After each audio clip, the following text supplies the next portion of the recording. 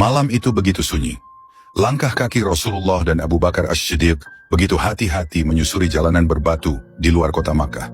Mereka meninggalkan rumah Abu Bakar melalui pintu belakang agar tidak menarik perhatian. Angin malam berembus lembut, tetapi ketegangan tetap menyelimuti hati mereka. Mereka tahu, satu kesalahan saja bisa berarti kematian.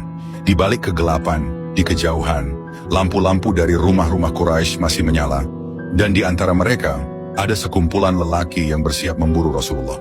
Sayembara telah diumumkan, 100 ekor unta bagi siapa saja yang bisa menangkap Muhammad, hidup atau mati. Abu Bakar menoleh ke belakang dengan was-was. "Wahai Rasulullah, mereka akan segera menyadari bahwa kita telah pergi," bisiknya dengan cemas. Rasulullah tersenyum dengan penuh ketenangan. "Jangan takut Abu Bakar, Allah bersama kita." Mereka berjalan menuju arah selatan, bukan ke utara seperti yang diduga oleh kaum Quraisy. Pilihan ini bukan tanpa alasan, karena mereka ingin mengecoh para pengejar dan mengambil jalur yang tidak lazim.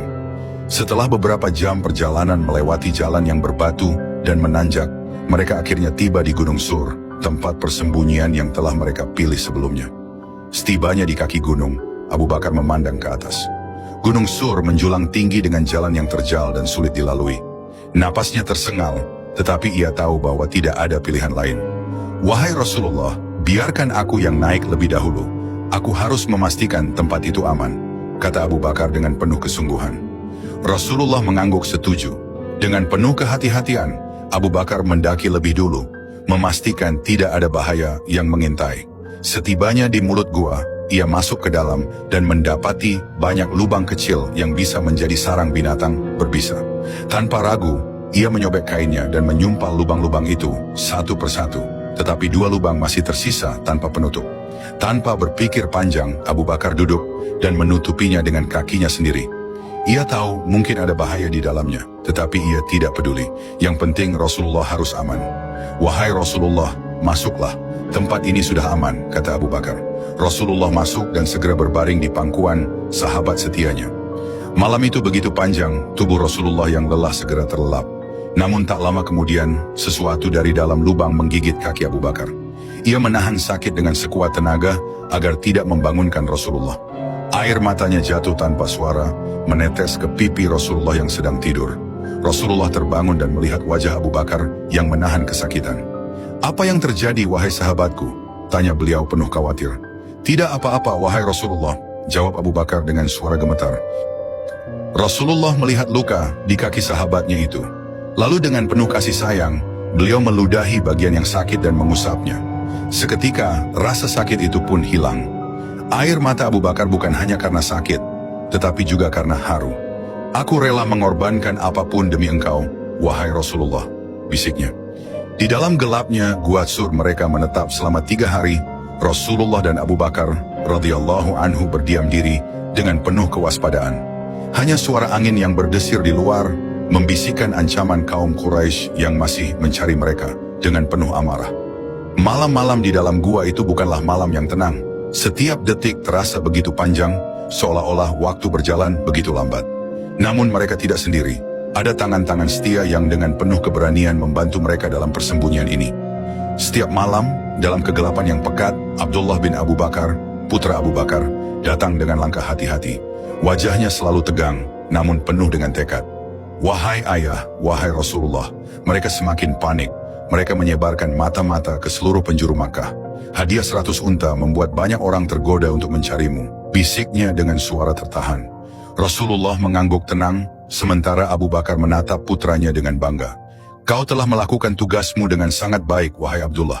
Jangan sampai mereka curiga padamu," pesan Abu Bakar dengan lembut.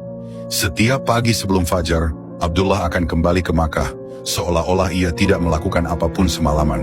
Ia berbaur dengan orang-orang Quraisy, berpura-pura menjalani aktivitasnya seperti biasa agar tidak dicurigai. Di siang hari, seorang budak setia, Amir bin Fuhairah, menggiring kambing-kambingnya di sekitar gua. Bukan hanya untuk memberikan susu segar kepada Rasulullah dan Abu Bakar, tetapi juga untuk menghilangkan jejak kaki Abdullah. Dengan penuh kehati-hatian, Amir menggiring ternaknya melintasi jalan yang telah dilalui Abdullah. Setiap langkah kaki kambing-kambing itu menutupi jejak yang bisa membawa bahaya. "Semoga Allah memberkatimu, wahai Amir. Kau telah melindungi Rasulullah dengan cara yang luar biasa," ucap Abu Bakar dengan rasa syukur. Amir hanya tersenyum. Tidak ada kehormatan yang lebih besar daripada melayani Rasulullah dan agama Allah, katanya dengan penuh ketulusan. Sementara itu, kota Makkah dipenuhi kegelisahan yang luar biasa. Para pemimpin Quraisy bangun dengan amarah yang membakar dada mereka. Muhammad telah hilang. Mereka telah menyusun rencana matang untuk membunuhnya pada malam sebelumnya. Tetapi kini, tempat tidurnya hanya berisi Ali bin Abi Thalib yang tertidur dengan selimut hijau Rasulullah. Amarah dan kekecewaan memuncak. "Di mana Muhammad?" bentak Abu Jahal dengan suara menggelegar. Ali bin Abi Thalib yang masih muda namun penuh keberanian hanya menatap mereka dengan tenang. "Aku tidak tahu," jawabnya. Suaranya tetap teguh meskipun tubuhnya sudah mulai terasa nyeri karena pukulan yang diterimanya. Mereka menyeret Ali ke Ka'bah, berharap pemuda itu akan berbicara. Namun Ali tetap diam. Ia menahan segala bentuk siksaan dengan kesabaran luar biasa. Para pemimpin Quraisy mulai panik. Ini adalah kegagalan yang tidak bisa mereka terima. Tak puas dengan Ali, mereka segera menuju rumah Abu Bakar. Jika Muhammad tidak ada di sana, maka Abu Bakar pasti tahu kemana ia pergi. Di rumah Abu Bakar, suasana mencekam ketika para pemimpin Quraisy tiba. Abu Bakar tidak terlihat dimanapun. Hanya Asma binti Abu Bakar yang berdiri di depan pintu, seorang wanita muda yang memiliki keberanian seperti ayahnya. "Di mana ayahmu, wahai Asma?" bentak Abu Jahal, matanya menyala penuh kebencian. Asma menatapnya dengan tegar. "Aku tidak tahu kemana beliau pergi," jawabnya mantap. Abu Jahal semakin murka. Ia tahu bahwa wanita ini tidak akan mudah menyerah. Tanpa berpikir panjang, dengan tangan penuh amarah, ia menampar wajah Asma dengan keras. Plak! Suara tamparan itu menggema di ruangan. Kepala Asma terhuyung ke samping, dan rasa perih langsung menjalar ke pipinya. Tamparan itu begitu kuat hingga anting-anting yang ia kenakan terlepas dan jatuh ke tanah. Namun Asma tetap berdiri dengan kepala tegak. Matanya tidak menunjukkan ketakutan sedikit pun. Ia tidak menangis, tidak juga mengeluh. Dengan penuh kebanggaan, ia menatap Abu Jahal dan berkata, "Engkau boleh menamparku, tetapi aku tidak akan memberitahumu apapun."